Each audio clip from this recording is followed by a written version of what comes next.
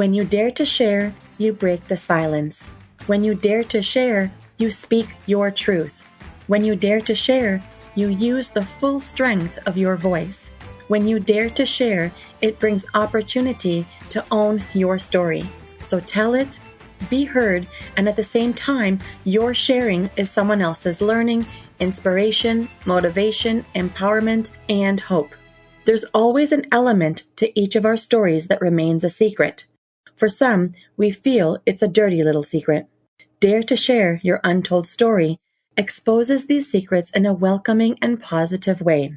I encourage each of you out there to dare yourself to share what is yours to tell. When we dare, it is the courage to do something really important. Let this be a vow to each and every single one of us that we take risk, we brave, confront, and face what is, while inspiring and empowering all communities. So let's break that silence and tap into mental beauty. This is Salima Jadabji, your podcast host, a practicing social worker, and your mental wellness connoisseur. Welcome to the Dare to Share Your Untold Story podcast, episode number 82, A Mother Learning to Effectively Parent Children with Mental Health and Addiction Challenges. To all my fellow listeners, before we get started, I'm just dropping in a note to give you a heads up that this podcast might be emotionally triggering for you. We do invite guests onto the show who share openly about extremely difficult life moments with exposure and impact of what the struggles have been like. The intensity of each episode could have a variable impact on your emotional and mental well-being based on your own personal story. If at any point the topic becomes uncomfortable or upsetting to you in any way, please do not pressure yourself to listen. Instead, be kind to yourself, do some self-care, and perhaps give another episode a try.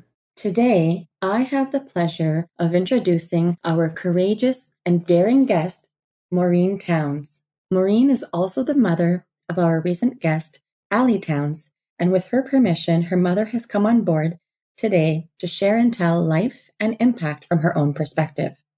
Maureen is the founder and owner of Maureen Towns Consulting, a consulting company designed to help families struggling to care for their loved ones with mental health and addictions issues. Her work with families inspires them to rediscover themselves within chaotic and challenging situations. Maureen published her first book, Broken Open, in 2021. Maureen holds a Bachelor of Science in Nursing and a Master of Arts degree. She is a family consultant with over 25 years of nursing experience in both public and private healthcare across Canada. Her own family's struggles with mental illness and addiction transformed her approach to communication, boundary setting, and advocacy, and ultimately led to positive relationships and freedom. Fueled by the lasting positive impact to the many families she's already helped, Maureen's mission now is to bring that wholeness, healing, and freedom to families across the world. Hello, Maureen. Welcome to the Dare to Share Your Untold Story podcast. Hello, welcome. Thanks so much, Salima. It's my pleasure to be here. Thanks for having me. Oh, it's so awesome. Maureen, I am so pumped for this opportunity to have you as a guest on the show, the opportunity to previously speak with your daughter, and now you showing up with your willingness to be here today to tell your own story. I have nothing just but gratitude for you. Thank you. Oh, thanks for giving me the opportunity. I'm so proud of Allie and really appreciate that she was on your podcast as well. Amazing. You know, not just Allie, yourself, all of the guests so far, each person, each individual has allowed me to tap into their vulnerability and draw from their strength and insight. And there's so much inspiration that I find has a ripple effect in this space. So I hope that together we can take a stance together today to work on that mission to help break barriers of mental stigma. What do you say? Are you in? I'm totally in. I love it. Awesome. Okay, so Maureen, in case you're still wondering, this podcast is all about bringing forward untold stories that people go through, whether directly about a mental health struggle or something else. And we know that no matter the story, there is impact on one's own mental health in some way, which remains tucked away. And this platform serves in a way to break the barriers of mental stigma that have been conditioned in our society. So today, my hopeful mission is for both of us to encourage people to share and tell what individuals typically have reservation to express. Mm-hmm. And of course, I continue to bring forward a trend, and it's called the mental beauty rethink. Maureen, tell me, what is the first thing that comes to your mind when you hear that phrase, the mental beauty rethink? Well, I love the phrase. And what comes to mind is the first time that I was really challenged to rethink Mm-hmm. what I viewed as a mental health challenge. Mm-hmm. And it was during a program that I took through a family connections program here in Calgary. And it was meant for families or parents of children with borderline personality disorder. And Mm-hmm. I'd always really felt the heaviness of that diagnosis and the heaviness of my own experience with my kids with that diagnosis. And Mm-hmm. when I went to this program, the facilitator talked about the beauty and the gifts of borderline personality disorder and Mm. really reframed the whole concept for me. And one of the things that she said was that, without people who feel intensely, which Mm-hmm. is something that borderline personality disordered people do, Right. without people who feel intensely, we wouldn't have the arts, we wouldn't have poetry, we wouldn't have music, we wouldn't have a lot of the beauty that connects us as human beings. And that really helped me to see Mm-hmm. the beauty in everyone, no matter whether there's a diagnosis or a challenge, everyone's experience and everyone's humanity and everyone's journey just carries so much beauty. And we're all of us experiencing mental health challenges at one time or another. And it was beautiful to rethink how I saw that. Mm-hmm. Yeah, it's beautiful that you're able to make that connection. It's a really nice remembering with a very personal sharing because it's really something that got you to rethink. And I guess this phrase is like a reminder of that. Mm-hmm. Yeah, the mental beauty rethink. And it sounds like from how you've expressed it, it's like this idea of like we all have a little bit of something. Mm-hmm. And it's going to be unique how it shows up for each of us. Yes. Mm-hmm. And so I love hearing people share with me what comes up for them because I often find I don't hear the same thing twice. I bet. And I really love the phrase because I think it really speaks to the mission that you're on, helping people to rethink mental health and see the beauty in it.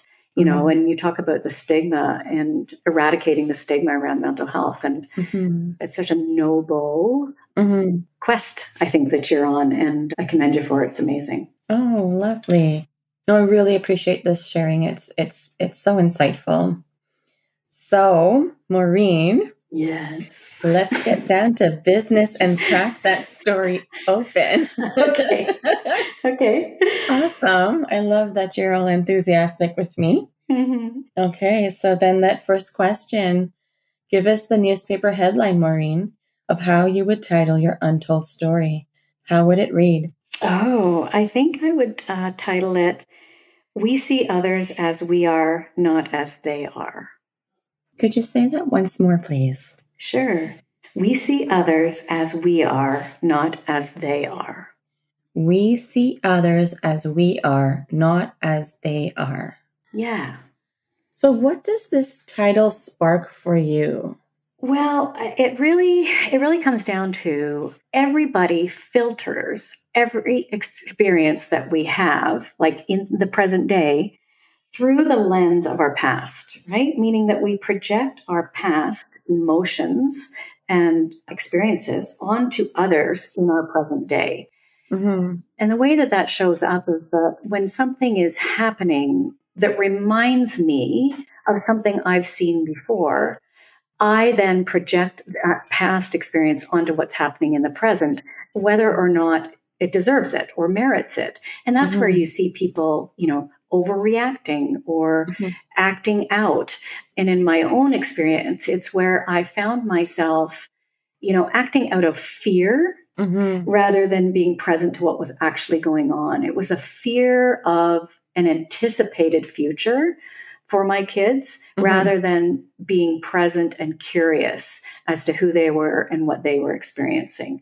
Right? It led to all kinds of denial, triggered overreactions, and a fierce attempt to control what was going on in my home. So that's the title. Wow, there's so much meaning there, and I think that a title that each person can recite to themselves and make their own connection with these words.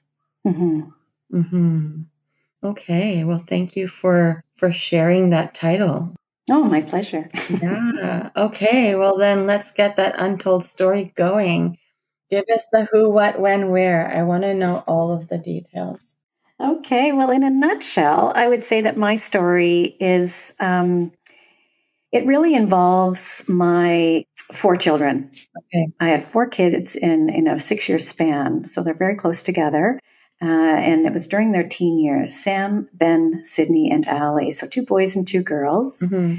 And really, the story is about my own recovery from codependence and a codependent parenting style and learning to parent more effectively that led to a sense of real freedom for me on the backdrop of their addiction and mental health challenges. The intensity of that was mainly between 2011 and 2016, but still carries into the present. Sure. And all of that was happening here in Calgary, Alberta. Okay. And so 4 children in 6 years, close in age, all experiencing some sort of mental health impact, and you going through your own recovery. What were the particular challenges that your children were facing? Well, it started with our second son and us noticing that he was changing. We just noticed in his last year of high school that he seemed different than he was before. He was a little bit apathetic. His attendance was very, very poor. To our faces, he was very compliant, but then would go off and do whatever he wanted. And he was losing weight rapidly and seemed very unmotivated. And that was not like him. He's always a really active and engaged kid. And it came to light that year, and that would have been in 2011, I believe, the spring of 2011, that we started to really suspect that he had some issues with drugs. And I say issues with drugs because I couldn't at that time use the word addict. I was quite terrified of that word and had a real preconceived notion of what an addict was. And putting that label onto my kids was just unthinkable to me. So I thought, okay, he's just using some drugs.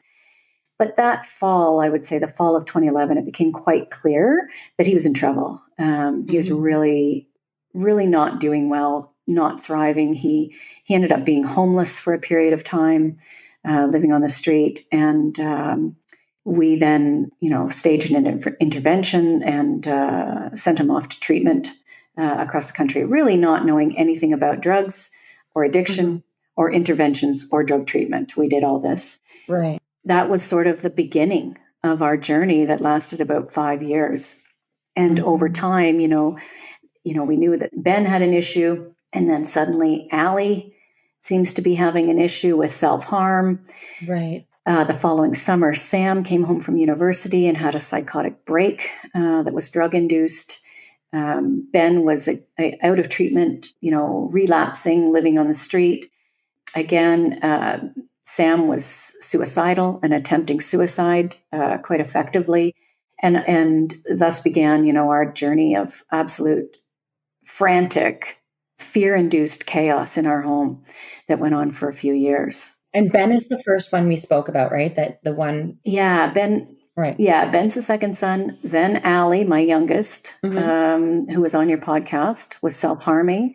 And then my oldest son started to experience issues. And then, and all the while, Sydney, my third child, is hiding out in her room, just isolating, just trying to stay away from it all. And, we were just really grateful at the time that she wasn't, quite frankly, trying to kill herself. And we're really not very available or tuned into the fact that she was also struggling with quite a bit of depression and maybe even some suicidality. But that didn't come to light for years. So at the time, we just thought it was 3 out of 4 kids really struggling. So all of these things were happening one after the other within a 5-year span. what was it like to be at home with all of these different eruptions? Chaotic, depressing, sad, discouraging. There were times I didn't want to go home. Like, honestly, I just wanted a break from it. It felt like every time I walked in the door, there was another crisis. Every time my phone rang, there was another crisis. And it was almost exactly like that. Were you feeling like you were walking on eggshells? Like if you were feeling like anytime the phone rings, you're thinking it's going to be a crisis. How did you function? Not well. Mm-hmm. I didn't sleep very well. Mm-hmm. Laid awake a lot. Felt like a real failure as a parent. Was really identified as a problem solver. I mean, I was a nurse and worked in healthcare and really, really relished the effect I could have. I used to call it my cape and boots. I was used to swooping into a situation or chaos and crisis and, zip, zap, zoop, full control. I got this, and having a great effect. And people would say, "Thank you, nurse." And I'd say, "You're welcome, ma'am." And, fly off into the sunset. And so I was very, very agitated and frustrated that wouldn't work with my own kids. I kept trying and trying and trying to manage and control and save and rescue and direct and tell. And it just didn't work. And I got more and more fatigued and tired and tired and tired until I was completely, completely depleted. I remember being at one point, a couple of years into it, absolutely numb and immobilized and it felt like my legs were made of cement. When Sam had his psychotic break and was hospitalized, I remember I wanted to just lay down on the floor in the hospital hallway and just go to sleep. Like I was just done. I couldn't function. I couldn't make decisions. I just was not doing well at all. And I didn't know what to do. I didn't know how to look after myself, and I didn't know how to ask for help. I didn't know that I needed it. I didn't even know where to find it. So not even knowing that you needed help, so you didn't even know what to do, what help to ask for, where to get it. So how did you manage? I mean, you're telling me things like you desperately wanted a break. I imagine you didn't get a break, like that break never came, and indicating that you just wanted to lie on the hospital floor like you were just done. What did you do? Well, I think what I did is I remember I did actually take a few days and I flew to Ontario to visit my family, and I wasn't healthy at all. I mean, I landed, I had trouble packing my bag. I was just that spent. I couldn't just figure anything out. And I remember landing and my brother handing me a glass of wine, and as I drank it, he said I looked like I was melting, into the chair. Like I was so tired. And a week break was great, and I'm grateful for it. Really, what I needed was a few years. Like it had been years of chaos, and a week isn't going to do it. Yeah. And I think what it led to is more and more erratic parenting. So, I would have a burst of energy in which I would try to case manage my kids, because that's what I thought I could do. I can do this for others. Why can't I do it for my kids? And then I would go into complete shutdown and fatigue and indifference. So how I would present then, I think, to my kids would be, loud and, controlling and maybe even a little bit aggressive. And right. So it's kind of like one extreme and then going to another extreme. Yeah, a real pendulum swing. And I can't imagine that would have been very fun or easy to live with either. So that's, I think, where I got to. Just, we've all had those days when you're not looking after yourself and you're a little bit tired and someone says something to you and it affects you deeply and you snap. It was kind of like that times 1,000 for me, all the time, just really reactive. So is that how you showed up the whole time, or were there pockets of time that would be the case? I would say I was like that for about 2 years, quite frankly. 2 really rough years, 2011 to 2013. And it was the fall of 2013 that we finally, someone pointed us in the direction of a family treatment center that I would say really was the turning point for us. So in 2013, we offered this treatment center called Alberta Adolescent Recovery Center to Ben. We knew that Ben had an addiction problem. We suspected Sam did too, but we weren't sure. Right. So we offered it to Ben. you're either out on your own or you can go here. This is what we'd like to see you do. And it was a family treatment center. Right. And they mandated that the entire family participate in the treatment. Right. And had they not done that, there's no way that I would have voluntarily participated in treatment because I didn't think I had, quote unquote, the problem. I thought it was the kids. And so without that, I don't know where I'd be, honestly. It really jump-started, I would say, my own recovery and my own transition and learning how to understand addiction, first of all, understand the family dynamic, understand my role in the chaos in our home, and learn like what is detachment with love? How do I let go? What is my role as a parent? If it's not a case manager, what is it? And how do I break that codependent cycle that I, really come by quite honestly, growing up in a fairly dysfunctional home. Mm-hmm. And so I would say that it was 2013 that things started to change for me. Right. Mm-hmm. So I'm curious, before we start talking about some of the changes, you mentioned you started to learn about addiction and how to be in this role and understanding the family dynamics and the attachments and learning about so many areas that you were unaware of. Then you said that you started to recognize that, you weren't a case manager, you were a parent, mm-hmm. right? Yeah. So what did that look like for you, first of all? Well, it looked like I really did believe Mm-hmm. that I knew what my kids should do. And I really did believe that I knew best. And no one knew the history like me. And no one understood them like I did.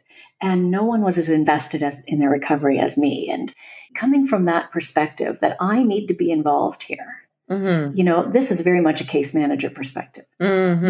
No, I gotta be directing the orchestra kind of thing. If everyone just does what I say, everything will work out great. Right. Even the treatment center. Like I remember, we put the kids in treatment. They're no longer my problem. They're being managed by the treatment center. What they're doing is none of my business. But I don't know how to let it go. I don't know what to do with myself. I don't know how to look after me. I'm so used to my preoccupation with how everybody else is doing that when I'm relieved of that, I don't know what to do with myself. And so I found myself, driving by the treatment center and trying to see what was going on. And oh my goodness, Maureen. Yeah, it's a pretty big heads up that you got a problem, And I remember one of the enemies saying that. And I thought, honestly, the story that I had for myself was, I'm a good mom. Right. I care. And that's why I'm driving by and trying to see them. Mm-hmm. So you're rationalizing it. Yeah, we can reframe everything into a positive, right? Yes. And that's what I was doing. And I remember sharing it one night in group therapy that I had done this, a little bit boasty, like, look how great I am. Look how involved I'm trying to be. Yes, I'm so involved. I'm one step ahead. Yes, I'm going to win the gold star, the parenting gold star, Right. And I remember one of the facilitators of the group that night said, and I trusted her and she knew me well. So this statement sounds really harsh, but it coming from her to me landed exactly right. She said, "Wow, Maureen, you really need to get a life." Are you serious? That's what she said? She did, but it was perfect because it shocked me a little bit. And she's right. But I didn't know how to get a life. I didn't know what a life was for me outside my preoccupation with my kids. It had been so long. Plus, like I say, this is the gist of codependence. Unusually and unhealthily preoccupied with how other people are doing at the expense of learning how to look after my own health. And that's exactly what I was exhibiting. And so this was the beginning of me sort of, getting a proverbial slap upside the head and realizing that I really do need to get a life. I wonder what that would look like if I stopped obsessing about my kids, if I trusted that other people could care for them and maybe even were more appropriate to care for them than I was. And so that was the big wake up call, huh? Yeah, it was one of the very beginning, one of the first moments of grace, I would say, that I had. Right. Yeah. Yeah. And so then if that's what a case manager looked like, and then you started to learn you don't need to case manage, what did your life start to look like? Oh my gosh, it started to look like my job is to love them and to have a healthy relationship with them, which is one in which I can communicate and express my love for them unconditionally, and to believe in them and to cheer them on, and to tell them that I'm here to support them. I'm here to support them and cheer them on. And that's it. I don't need to manage them. I don't need to control them. I don't need to nag them. I don't need to tell them what to do. I don't even need to tell them that I have an idea of what maybe they should be doing, because they know. They know that I've got an opinion about everything, and they're welcome to ask if they want it. But I don't need to tell them. It's their life, And so, I started to learn how to repair the relationship and be trustworthy and empathize and learn how to validate them and their experience without interfering in it. I learned to develop boundaries, which made me healthier, which made our relationship healthier. And it wasn't just a sequential thing. I mean, it was little bit by bit, experience after experience, episode after episode, with them. Trial and error, trial and error. You were okay with the trial and error now. Yeah. Right? By that point, trial and error was something you could entertain. But I have a hunch that when you were in case manager mode, trial and error was not a thing for you. It was frantic and fear-driven then. Right. And in the recovery process, it was intentional and responsive instead of reactive. It was a completely different way of coming at it. And so those are some real notable differences. That must have really taken some of the load off of you. You're exactly right. You're exactly right. It really did take a load off. I mean, what a relief. I remember one night, this was another turning point for me. And it was a night when the boys were in recovery at ARC, and we were having a celebration of some sort, some milestone that they had reached. And Allie didn't want to participate. She wasn't feeling well, and she wanted to stay home. And when we got home that night, Allie had called the kids' helpline of some description, and the police were there. And they're inside talking to Allie, and they're interviewing her and I separately. And, she's feeling like self-harming. And I'm pretty angry at this point. I'm like, seriously, like, really? Now? You got to do this now? Like, that's really how I felt. And like annoyed, irritated after the long day and all of the different things that you've been contending with. Yeah. And like, can we not catch a break? Can we not have a celebration without another crisis? And so they determined that Allie needed to go to the hospital. And so sure enough, they throw her in the car and they start driving her to the hospital. And I'm meant to follow her. I get in my car and I'm driving up to the hospital to once again offer an unbelievable family history to some nurse who's going to go, "Are you serious? Tell me again." And I felt re-traumatized every time I had to go through this family history.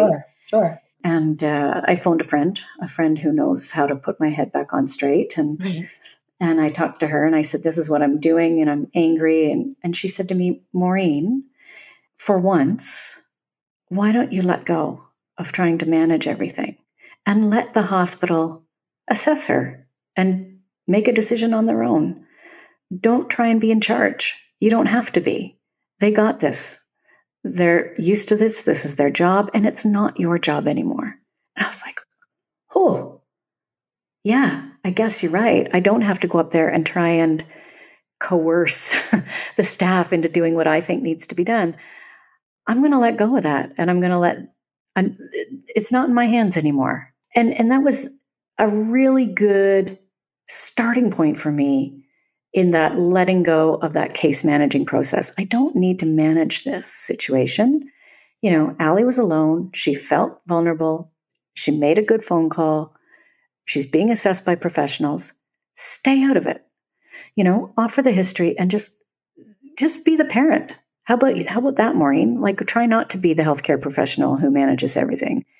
And it was a relief. So when you say it was a relief, that story comes to mind of, I think my shoulders came down about 3 inches, and I took a deep breath and thought, yeah, I'm going to let go and just let professionals do their job and just be the mom. And do you ever revisit that moment when you are feeling uptight or intense about anything else in life since then? Like remembering that idea of letting go if you find yourself creeping back into that pattern?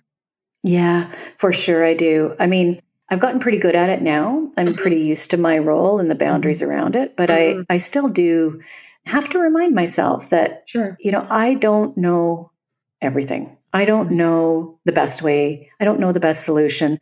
There's a million ways to get from A to B. Everybody has their own way of doing it. Right. Stay out of it and let everybody have their journey. And mind your own business. Have yours, You can't look after yourself if you're looking after everybody else all the time. So just how about solve your own problems, Maureen, and let let other people work through their own thing. And it's been really helpful too in letting my kids especially deal with the consequences of what they're doing. I don't have to manage it. They get to manage it. Allow people to grow. Allow people to have the space to make mistakes and learn from it, and don't stay out of it. And the more I stay out of it, the healthier they seem to be, and the better my relationship with them seems to be. Yeah, it sounds like you really came to terms with accepting that I do have a lot of knowledge and I do have a lot to offer and I do have a lot of insight. And of course, I'm going to have mom opinions and everything else.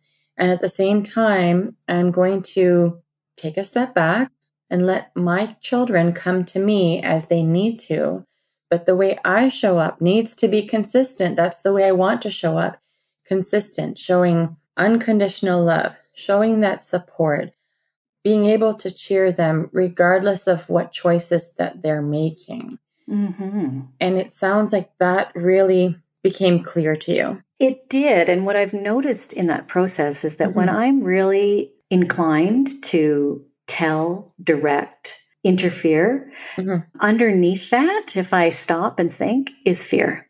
So it's always a fear-driven impulse in me that wants to manage and control, right? And so noticing that, and I don't know about you, but I've never made really good moves when they're fear-driven. Never. Not for me either. No, it never goes well. So for many of the people that I've worked with, I'm like, I usually say, that's the thing you got to ask yourself. Is this a fear thing going on right now for me? Because it usually bites me in the butt, right? Every single time. Poor decisions. Yes. Damage relationships. Yeah. Tunnel vision, not actually looking at all the possibilities or the actual reality of those choice points and the consequences that are attached to that. Yeah, absolutely. I've been there. Yeah. So when I'm, inclined to manage and control people, I notice that underneath that is a fear drive. And and that's just good information for me to stop. It is. So it's like that and urge. Notice the fear. You're noticing the urge and you give it a label. You're like, oh, that's that fear thing, I think. Right. Okay. So there's some fear. What is my fear? And manage it. And get curious about it. But that's your process now because you're noticing, because it's in your awareness. Now you're comfortable to get curious. Yeah. And then I start to notice this is getting a little bit deeper, but then I notice, so where's the fear coming from? Is it actually based in what's happening right now? Is it a rational fear? Or is it a historical fear?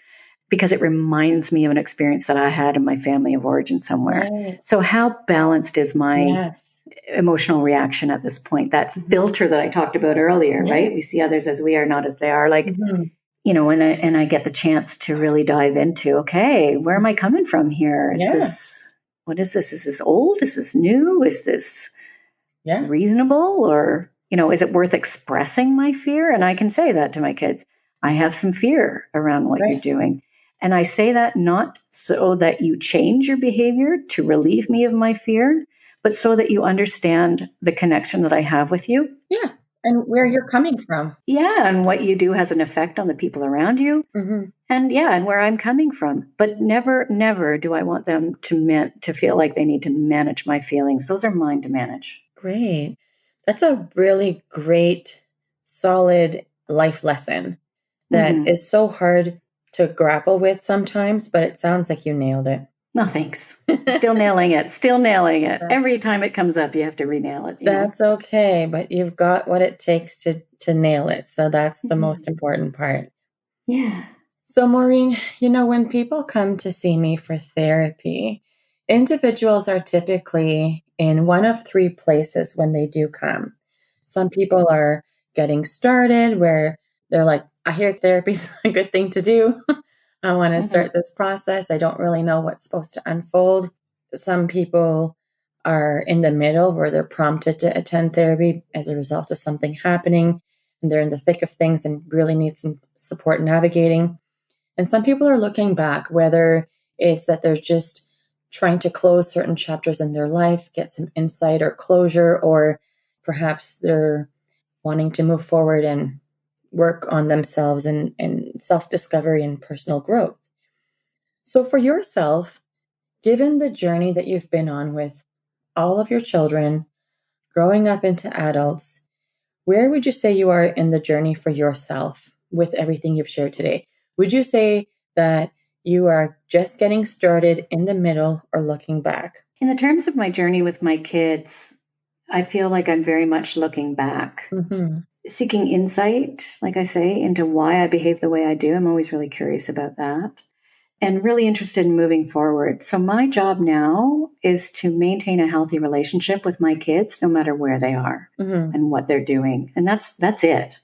And so really a lot of acceptance, right? Because they have their ups and downs. They're still figuring things out, as they will be for the rest of their lives. And so, my job is to figure out, okay, so, if they're doing something that, I'm honestly at the point now where I don't think anything would really get me too down. But there were times in this journey where if they were using, I didn't want to be around them. It was too triggering for me. I had a hard time not interfering or trying to manage or being preoccupied. And so I had a boundary around that. If you're using, don't come to my home. Or if you're coming to my home, don't use, that kind of thing. Honestly, now I really can accept them wherever they are and really love them in whatever phase of recovery or relapse they might be in. And I love spending time with them. I have trouble feeling connected to someone who's out of it on drugs, but that's about it. Right. But it doesn't feel traumatizing to me. Yeah. And it sounds like establishing the firm and clear boundaries for yourself and for those around you allow you to stay in the position of looking back, because there's that clear separation for you and there's a lot of clarity for you. There is. Yeah. I feel very lucky, honestly. It really does sound like it's been definitely, the journey has had its ups and downs and roller coasters and twists and turns. But in that, not only have you learned so much about yourself, but you've really enmeshed yourself in the process with each of your children, and then also being able to take steps back and separate from that. So you kind of have been able to experience all angles, and you're comfortable with your position now. Yeah, it doesn't mean that I don't have lots of feelings. I mean, no, of course you still have feelings, but it sounds like now you are able to regulate them and manage them and address them and nurture them. Absolutely. I can acknowledge that I'm, it always hurts to see your kids hurting, right? It's hard to see them struggle. I love them. They're part of me and I'm part of them. And it's difficult to see your kids go through difficulties. But at the same time, I almost celebrate giving them the space to experience it. I think back on my own struggles and, my own lessons learned. And if people had saved me or interfered or directed me and I had not been allowed to struggle and grow the way that I have, I wouldn't be who I am. And so I want to offer that same opportunity to my 4 children who are all experiencing their own journey and their own struggles. Right. And I had to deal with the first thing I had to deal with to get to this place was my own fear that they might die and I might not live through that. Right.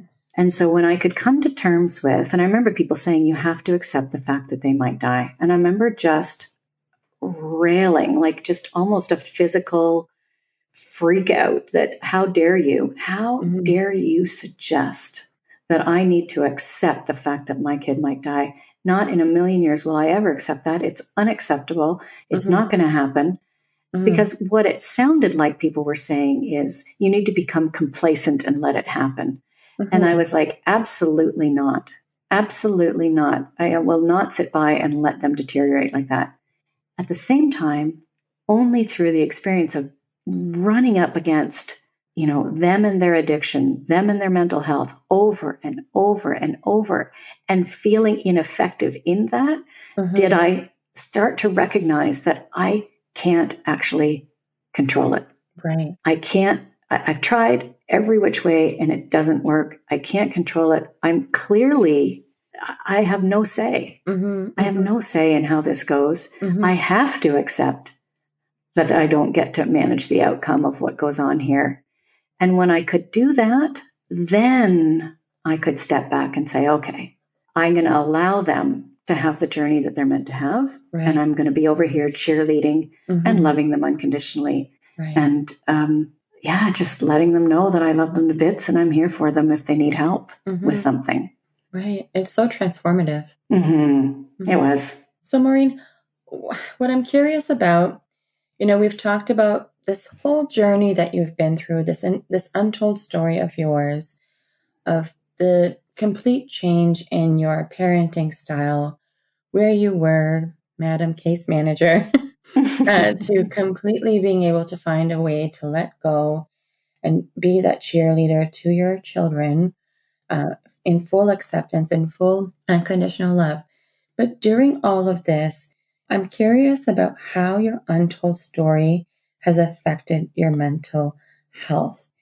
I mean, you spoke about, I recall earlier in our conversation, you talked about how there was this moment or moments where you continued to feel that fatigue and really feel completely depleted and feeling numb, immobilized, and, being told you look like you're melting into a chair. And, a 1 week break was just it's like taking one deep breath in your world. Can you break it down a little more for me? And can we go a little deeper into what that impact was like for you? Yeah. I mean, I gained a lot of weight during this period of time. I, looking for some dopamine, ate lots of bread and sugar to get through it. So of course I wasn't feeling emotional eating. Oh, absolutely. Yeah. And I still do that, but I wasn't feeling well physically because of how I've been eating as well.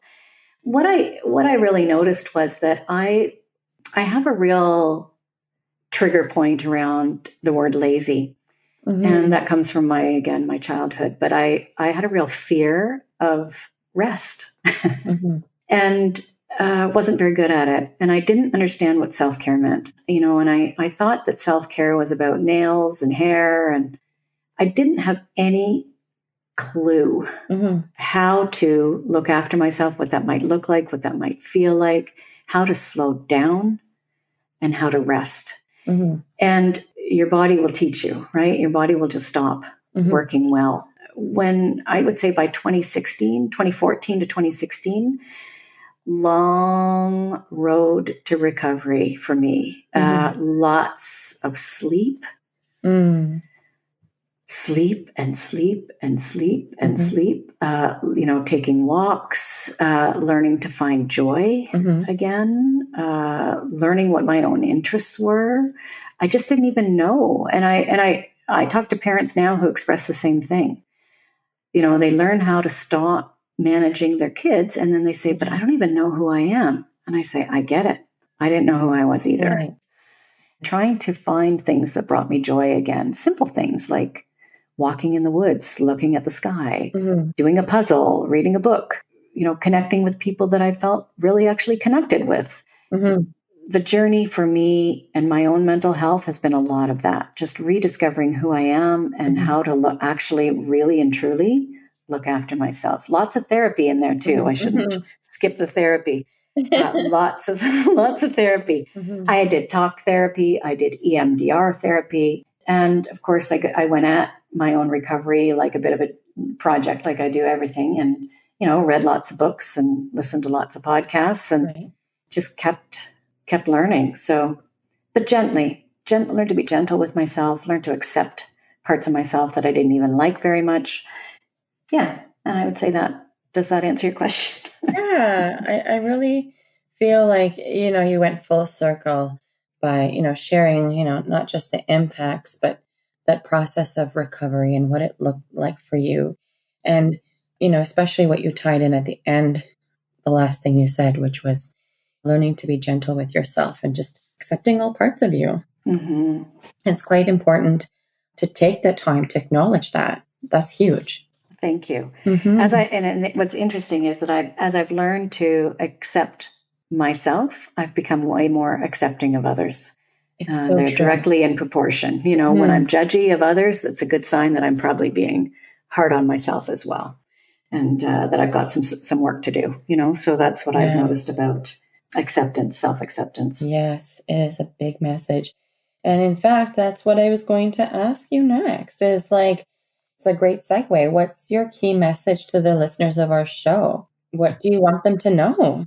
Oh man, I want them to know that, like, I want them to know that they're not alone. If they're really, if they're identifying with something that I've talked about in my story, you're not alone, and you don't need to do it alone. I thought I was very alone. I felt very alone until we found the treatment. So for 2 years, I felt very isolated and frightened.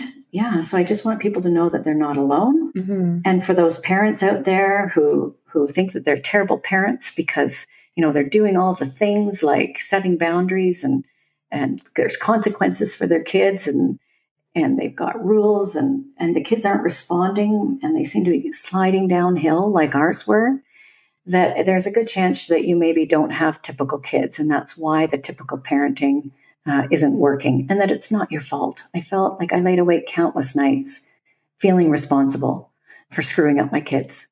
I had a role to play in the chaos in my home for sure, but I didn't create the problem. Yeah, there's help out there.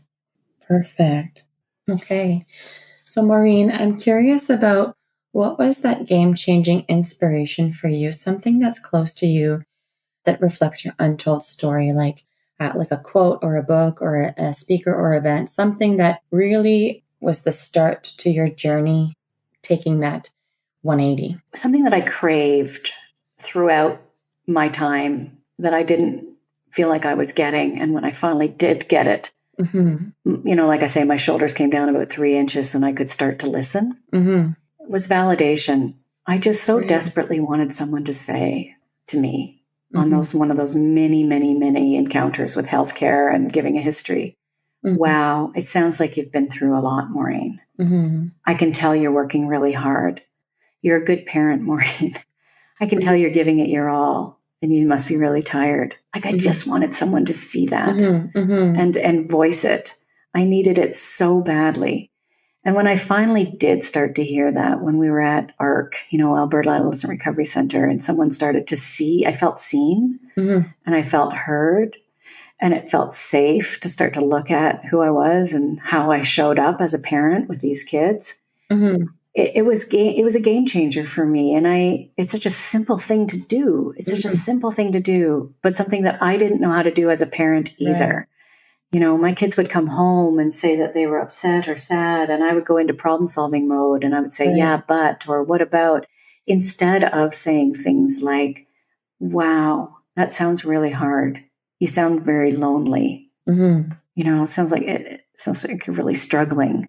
You know, and when I learned how to do that with my kids, and then by extension, everyone in other relationships that I have, man, it strengthens the relationship. Oh, it's a ripple effect of positive gain, right? Absolutely. It's very de-escalating for someone who's becoming escalated and feeling very emotionally unregulated. Yeah. And it's not meant to be trickery by any means. It's very genuine. It's very authentic. Of course. It's, you know, and it's, so validation skills, I would say, were a big turnaround for me in my own recovery and then in my relationship with my kids.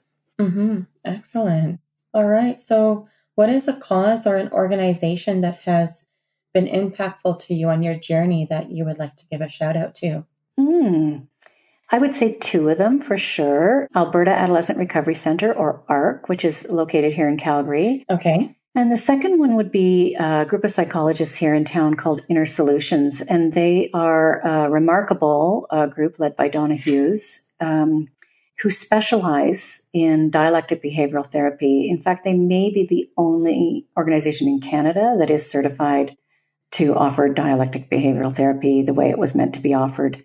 So, you know, they were huge in helping me and my family. recover as well. Amazing. That is amazing. So shout out to ARC and Inner Solutions. Absolutely. Wonderful. All right. So tell us, Maureen, how can people connect with you if they would like to? You can find me. I have a website. Okay. So you can find me on the internet. You can also find me on social media, on LinkedIn and Instagram. Okay. I'm not as active on social media as I'd like to be, but you can also always find me on my website. Awesome. Well, we have grabbed all of that information from you. It's now available on the show notes page. So if people want to get in touch with you, that would also be a really quick and easy way to do that. Yes. Perfect. All right. So, Miss Maureen, guess what? What? You've just dared yourself to share. Congrats. Well, thank you. Thanks for the opportunity, Salima. It's been a pleasure chatting. It's been such a pleasure, Maureen. I would just like to take a moment to express my gratitude for the story that you've shared today, your journey through effective parenting, all the pivots that you had to make, what your world was like while you grappled to understand each of your children's mental health and addiction needs, and learning to shift your execution style from case manager to a mom. I am truly grateful to have been able to hear and witness your story today. So thank you for the deep conversation and for all the daring and sharing. Thanks, Salima. Thanks for the conversation. Once again, Maureen, thank you for being part of Dare to Share Your Untold Story and helping to be a voice in breaking down the barriers of mental stigma. To all of our listeners, if you like what you've been hearing on this podcast and you want to be part of breaking down barriers of mental stigma, I invite you to go wherever you are listening to the episode and hit subscribe. Leave us a comment or a review of the episode and maybe how you relate to it. To learn more about what we offer, visit www.daretoheal.co. And if you are feeling ready and brave to share, please submit your story by visiting www.daretoshare.co. Thanks for joining in.